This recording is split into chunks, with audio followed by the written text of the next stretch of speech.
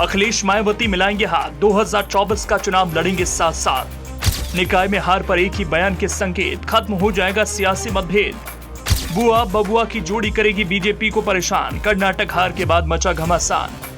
कर्नाटक चुनाव में हार के बाद पूरी बीजेपी के गणित बिगड़ गए हैं। बीजेपी इस वक्त तिलमिलाई है। यही वजह है कुछ सूझ नहीं रहा कि उसको करना क्या है, क्योंकि सामने 2024 का चुनाव है। ऐसे में कर्नाटक के मुद्दे को दबाने के लिए बीजेपी ने यूपी निकाय चुनाव को खूब समा बांधा। लेकिन भला कौन बताए कि अखिलेश यादव ने जो चाल चली है उससे निकलना इस बार मुश्किल है। अखिलेश यादव ने अपनी चुनावी रणनीति में एक नया अध्याय दोहराने की कवायद करने वाले हैं, क्योंकि इसके संकेत मिल चुके हैं। लोकसभा चुनाव को लेकर अखिलेश यादव और बीएसपी सुप्रीमो मायावती एक बार फिर से एक मंच पर दिख सकते हैं।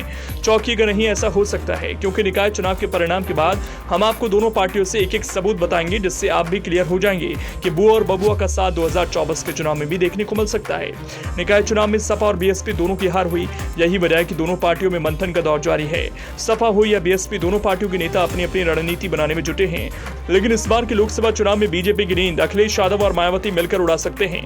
कर्नाटक के चुनाव में करारी हार के बाद से बीजेपी परेशान है। जून के इसी महीने से ही पीएम मोदी यूपी में चुनावी रैलियों का आगाज करेंगे। लेकिन दूसरी तरफ यूपी से बीजेपी को हराने के लिए अखिलेश यादव और मायावती के सुर भी मिलने लगे हैं। जब एक ही मुद्दे पर बोले अखिलेश और मायावती, निकाय चुनाव में नगर निगम में ना तो सपा का खाता खुला और ना ही बीएसपी का। ऐसे में दोनों तरफ से ही मुद्दे पर वार किया गया। अखिलेश यादव ने कहा कि बीजेपी चुनावों को प्रभावित करने के लिए हर चाल चल रही है, लेकिन कुछ भी उनके पक्ष में काम नहीं किया। महापौरों और नगर सेवकों के अलावा अन्य पदों के लिए हुए चुनावों में बीजेपी को अपमानजनक हार का सामना करना पड़ा।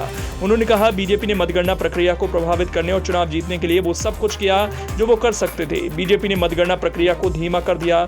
एक जगह पर गिने गए वोटों की कुल संख्या डाले गए वोटों की कुल संख्या से ज्यादा थी। तो अखिलेश यादव अफसरशाही को लेकर भी बीजेपी पर हमला बोले। मायावती ने भी सत्ताधारी का दिया हवाला।